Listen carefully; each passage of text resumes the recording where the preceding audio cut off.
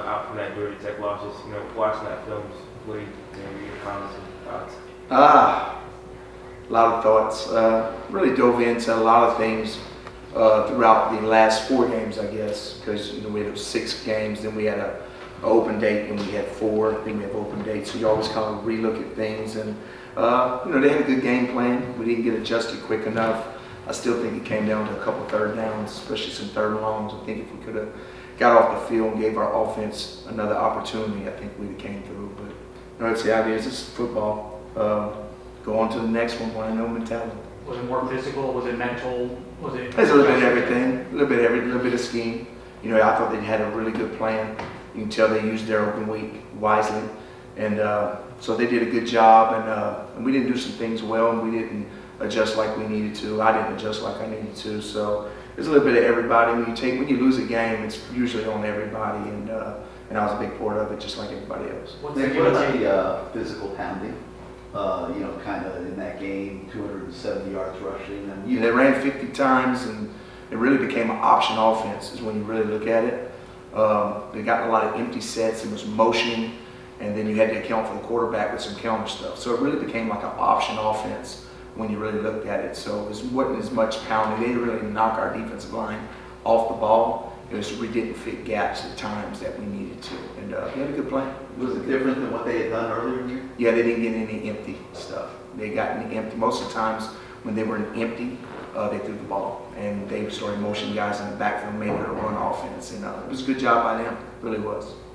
Just with the bye week after that type of form, just the give and take between obviously the guys probably want to just get on the field and get ready for the next game and correct it versus having to sit on it and having a chance to make the adjustment. Just the give and take of a bye week after a performance like that. It's always good after a game like that. You want to jump into another game, but I think we needed a bye week at that time. I really do.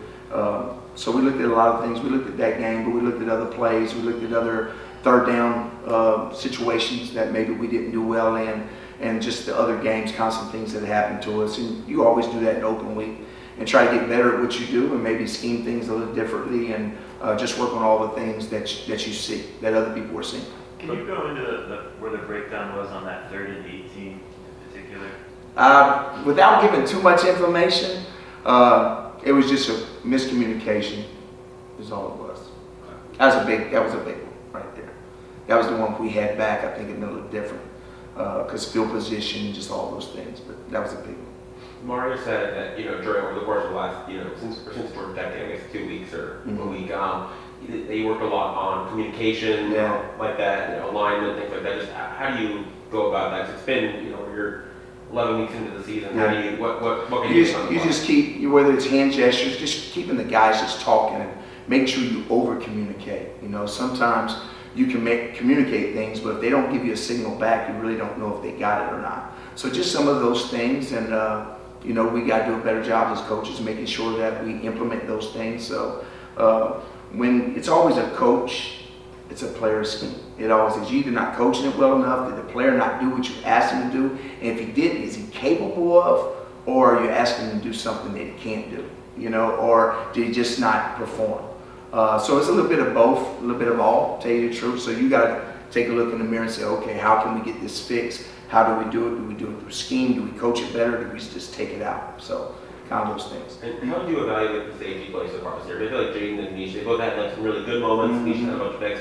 They've had some miscommunications and some issues in the back end. How do you evaluate that going in? Like you said, kind of up and down. So when they're good, they're really good, and I got a lot of confidence in them. We played Zaquan a little bit the other day. Probably get some of Keith back going a little bit. So just keep getting those guys in good positions, and I got to do my job, make sure they're in good positions and we're communicating well. They opened the game with 2 big runs up the middle. They got Haynes. Was it something they saw, or we just didn't match their intent? Nah, they didn't. They cut us out of the defense, so they got an unbalanced look. They motioned a guy, and when they ran the counter, it was a counter play. And they pulled the guard tackle, and we got underneath the first puller. We didn't get underneath the next puller, and then the edge guy got blocked by a tight end that was flexed out. So he kind of got us cut out. Anytime you're in split coverage and the ball hits through the middle, that's what's going to happen. So if you got a post safety, you probably stop it around 10 or 12. But when you're in split safety, that can happen to you. So we just got cut out of the play, And yeah, it was good play by them, bad by us. Lance, what do you think's been the issue with red zone defense and conference play, touchdowns, and then has that been a point of emphasis to cut that? Yeah, you always do. You always look at what people are doing, and when they get down there, are they seeing man coverage, are they seeing zone with different things. I thought we played the screen really well. We came and we slipped. We had Kiko there to make the tackle, and we slipped on the turf right there. So I think we could have held him on that third down. So it could be a variety of things. Sometimes people got a good scheme down there. It's hard in the red zone, but you got to try to force field goals. You know, that's the big thing you need. You need to try to force field goals down there. So just keep looking at what you're doing and then try to match what they're doing, what you're seeing on film. Does the mental aspect of what you guys are doing on defense change a lot week to week? Not a lot. So, Not a lot. So like, you know, this deep into the season, does the confusion, the communication make Well, sense? most of the confusion is by what they're doing. It's really the different pictures that they're seeing with their eyes. So when they see things that maybe they hadn't seen before, that's what's kind of confusing us a little bit. So it's just the different pictures that they're seeing. But we try to stay as on track as we can, but at the same time, you try to adjust so where, you know, you can kind of fool them a little bit, but you want to make sure you know what you're doing. So it's a balancing act a little bit, you know, in there, but you just got to do a better job. It's easy to, you know, focus on all the negative stuff past few weeks, but anything positive that you take away from, you know, your defense's performance? Last week wasn't a lot, the other week, but, you know, toward the end of games, I thought we've done well of adjusting, you know. A lot of times we go into a game and we're not seeing what we worked on, and I think we finally get it figured out around the second or third quarter, somewhere up in there, and then we make a good push at the end, and it's been enough, but we got to get things started a little quicker and just kind of go through our rules, plays, and just need to restart. You know, we played really well early on in the season, then we had a little bit of lull, and we need to kick back up again, because in this time of the season is where a few mistakes end up being big mistakes, you know, and at crucial moments. So we got to play well when it's on the line. Coach Cristobal has said to us, Damari, Elijah, maybe back in the next 2 games, right? What type of boost would they bring whenever they're good to go? Be nice.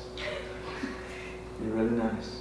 Elijah in particular, like what is missing him meant in terms of like what you do or want to do? Good pass rusher, good dropper, understands, you know, defense. You know, he's just an extra piece to it, along with Damari.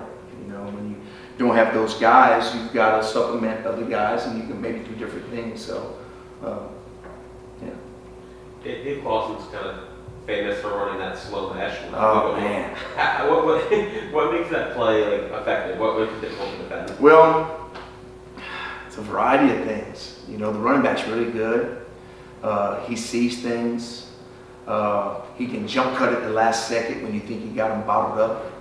And then the quarterback will pull it and throw it over the top. So, you know, you got to get your hands up and you got to do things like that. But they kind of do things to kind of prevent you from playing some zone stuff. But you got to mix it up, of course, you know, because they want to suck up all the linebackers into it and try to throw the ball over their head. So you got to try to get pressure on it. You got to stop the run first, you know. But it's tough, but they do. You know, it gives them a chance. You know, every team has a different deal that, you know, that they have, but I think that really gives them a chance in what they do with the players they have. Do you have to like basically like bang into the linebackers as like? I don't know what we're gonna do, man. Come on, bro. It's a little different. You rotated a lot of depth linebackers last game. How did those guys? Did anyone flash in particular to you, or? I think Jalen probably had one of his better games. You know, I thought he played well. Wesley had to play more sandbacker, of course, so we'll keep rotating some guys. Bobby Pruitt played. We planned on playing Washington a little bit, but he kind of got hurt a little bit. But we'll keep using those guys and keep building depth with them, of course. And I think we'll get a little bit healthier at D-line as well. So we'll see how healthy we can get down the stretch. Who would you say are your best edge setters right now on the D-line? All of them. Nah, you know, Bang coming back's been really good, you know, so they all do different things well, you know. Some guys are better at rushing the passer, some are better against the run. So we're working on what they're good at and try to build up on what they're not good at, but we'll get better this week.